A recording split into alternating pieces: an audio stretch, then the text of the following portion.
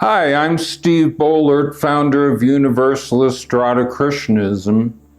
In this series, I use Meister Eckhart, a mystic warrior for our times, by Matthew Fox, as a guide for how we can be mystic warriors. Rabbi Heschel reminds us, wonder is an act in which the mind confronts the universe. It's the universe itself that awakens our wonder. Without this cosmic reverence, we're lost. We're adrift. We're set up for detours and the worship of strange idols.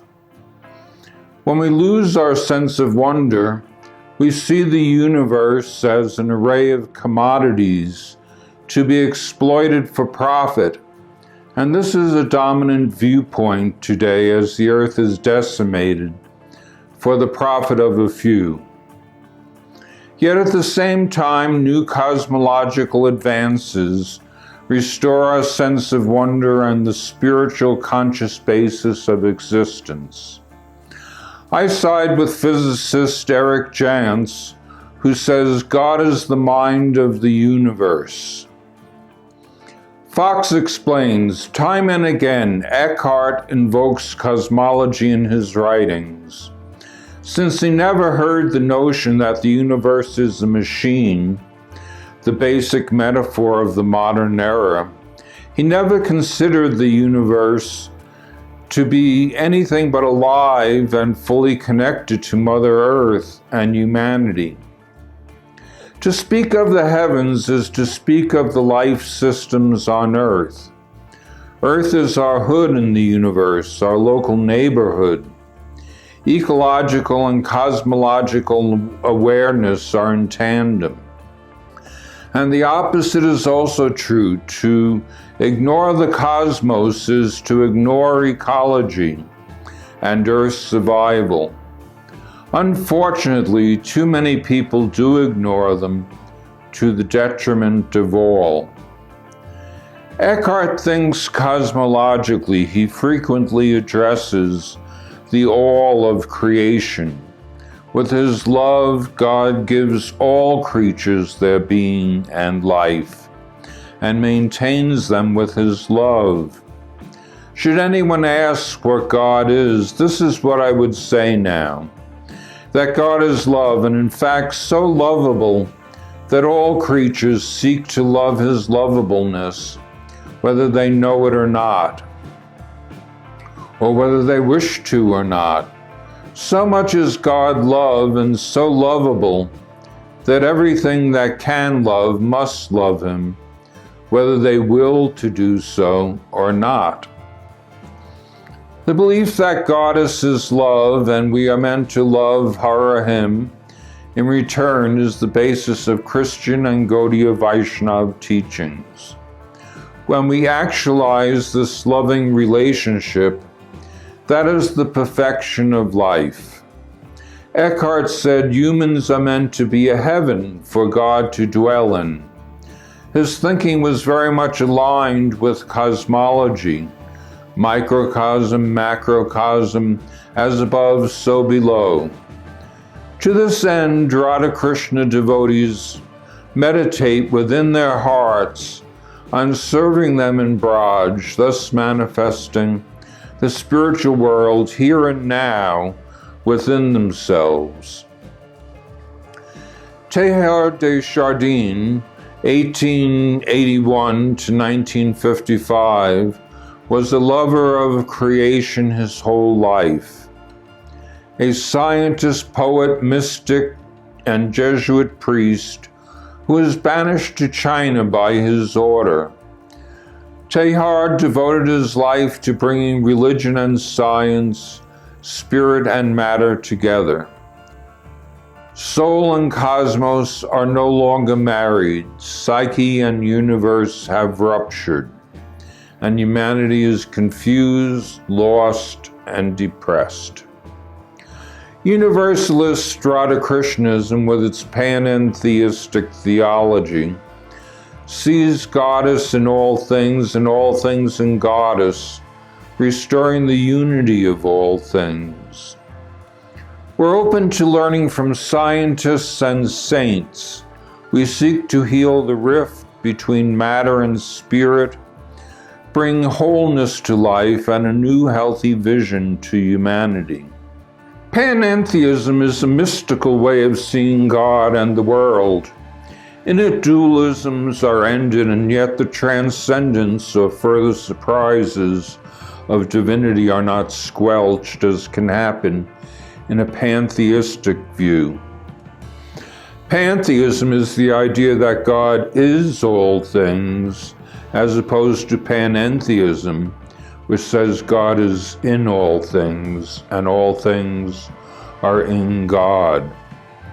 Teilhard talks about the cosmic Christ as the center of things, who is present even in the heart of the tiniest atom, as well as encompassing the vast universe. The cosmic Christ glows in the microcosm and the macrocosm of the universe. This is comparable to the cosmic consciousness of universalist Radhakrishnanism, who pervades all things and brings life to the universe. Methodist liberation theologian Jörg Rieger observes that the image of the cosmic Christ might resist postmodern and post-colonial forms of empire where it directs attention to precisely those elements of the cosmos that are most overlooked and that suffer most under the pressures and exploitation of empire. If the cosmic Christ relates, for instance, to the environment under attack and to people who are forced to labor under inhuman conditions, Christology begins to break out of the status quo. I believe mystics and all spiritual people need to speak out against injustice wherever it's found, otherwise they implicitly condone it by their silence. Spirituality shouldn't separate us from working for justice in the world that the divine created for the benefit of all.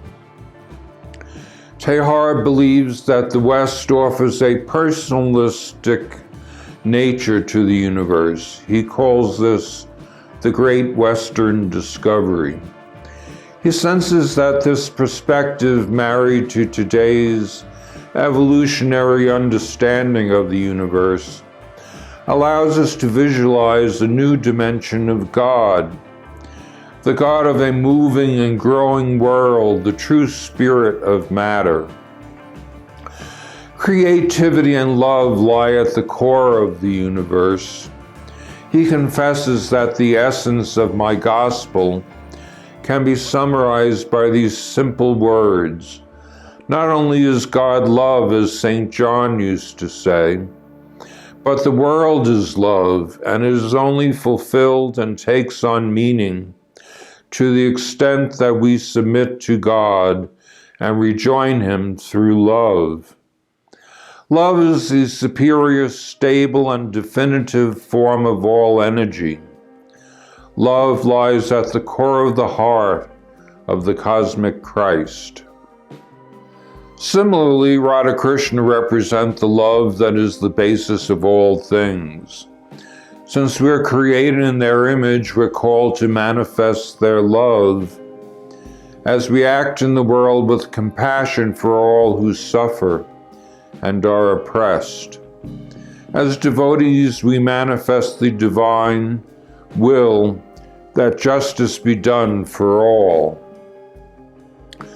Meister Eckhart was also thoroughly grounded in a theology of the cosmic Christ, where Christ is all in all. Eckhart teaches that all creatures are words of God, and the purpose of a word is to reveal. Fox calls us to ecological action.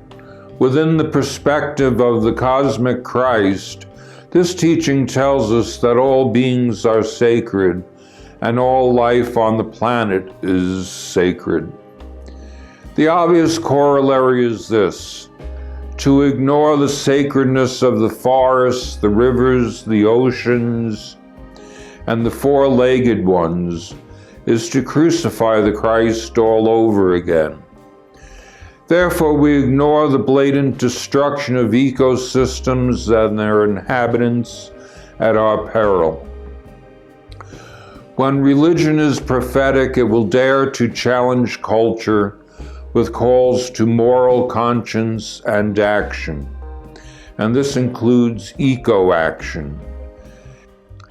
It's unfortunate that the ecological movement is now largely driven by the false idea that humans are responsible for climate change rather than sun cycles and other natural causes that occurred long before the Industrial Revolution.